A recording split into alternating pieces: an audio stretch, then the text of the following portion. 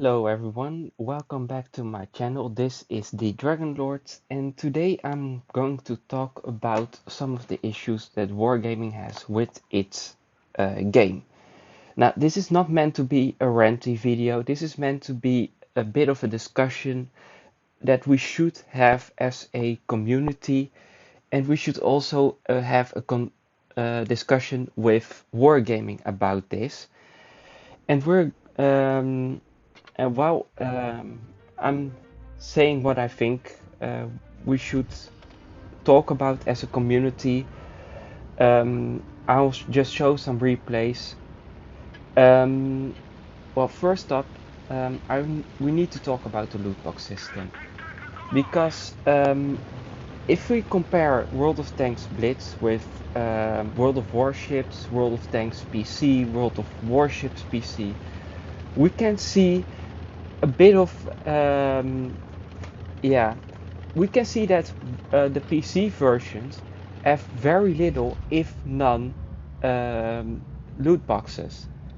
While here on the Blitz versions, we got loot boxes, and they are seriously getting worse and worse with um, World of Warships having reached the end of its life cycle, starting to get more and more tier 10 loot boxes, people who get ships for after 40 drops and basically 200 bucks you can buy yourself a way into tier 10. And it's World of Tanks Blitz is starting to go the same direction, and we should really watch out for that. Um, we should also talk about it with Wargaming, because if we act now, if we stop this from happening, we we can save World of Tanks Blitz. But to do that, we really need to talk with Wargaming about completely dropping the crate system and just straight out selling the tanks. Another part of this is the Christmas event with snow globes and stuff like that. Getting a tier 10, you can just pay way too much money for it, and you can actually get a tier 10 out of it. But guess what? Um, you get matchups with people who have no clue what the hell they are doing, because hey, they only have what, 100 battles, and they got a free tier 10 or a paid tier 10 out of a Christmas event. And yeah, what are they going to do in the match? Not a lot, because they have no clue what they have to do. At the start you saw that Badger, he had no clue how to play his tank. He got insta wrecked. And that's the kind of players that if we don't get a halt, if we don't call a halt to the entire pay for tier 10 to get quick access, if we don't call a halt to it, we're going to have that so much more. With more people joining Blitz every single year, it's going to get worse and worse and worse. And another problem we really should be looking into is the problem with tier 7. Because once they got their first tier 10, they think, I don't like this one. And they get wrecked by other tanks that are tech 3 or also premium or whatever. And they think, wait a minute, I need to get that tank as well. So they start grinding, and then some seal clubber gets the Smasher out or the Annihilator, and suddenly it is oh, are you kidding me? Another Annihilator and the tier 6 or tier 7 or even at times the tier 8 game gets completely destroyed and it's not fun at all anymore. And that's not only going to lose players, but it already has lost players.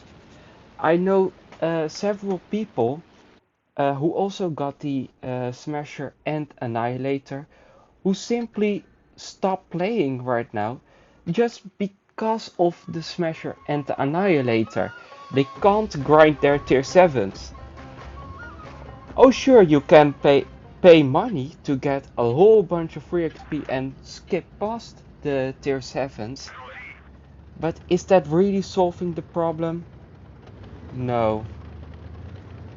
And that's why we need to actually change our attitude and accept one thing that is also in the end use license or end user license or whatever Wargaming calls it. And that is this.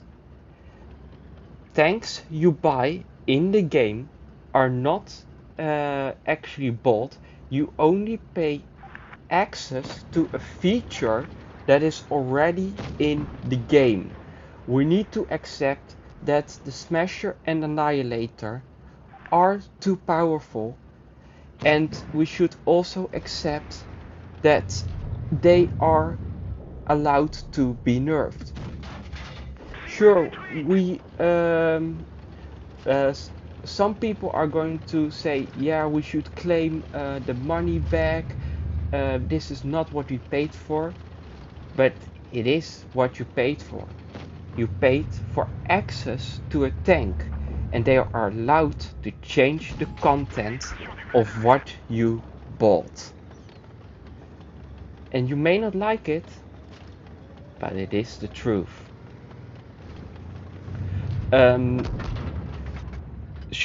Do I think we should use the term pay to win?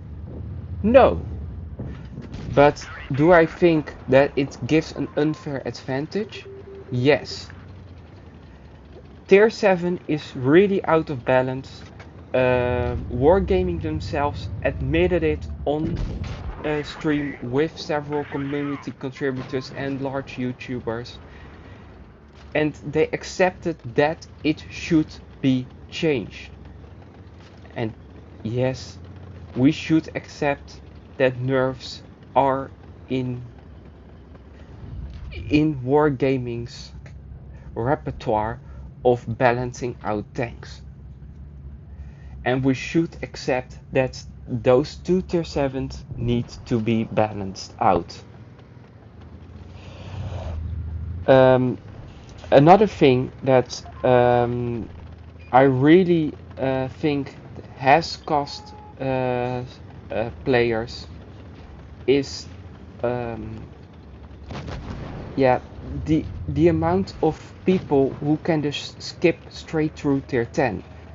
Because what you got with the tech trees, at least if you ignore the Japanese medium tanks, is that each tech tree actually teaches its players a lesson on how the tech tree works, and it's a progressive story.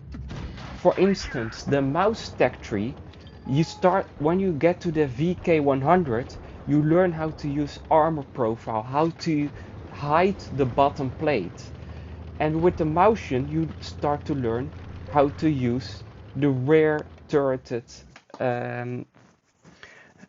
design. You learn to side scrape, and I really think that we should grind through the tech trees and get better at the game in the process.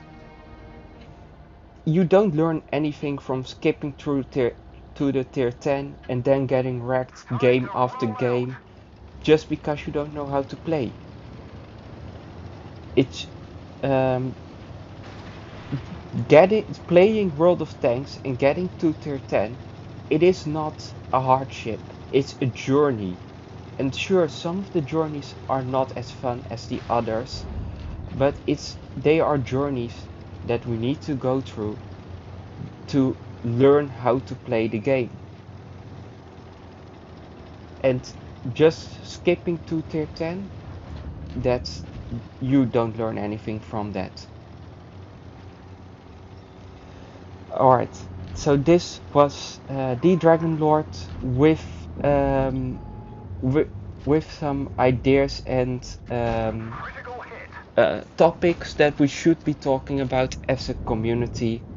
Um, of course, this is not supposed to be a ranting video.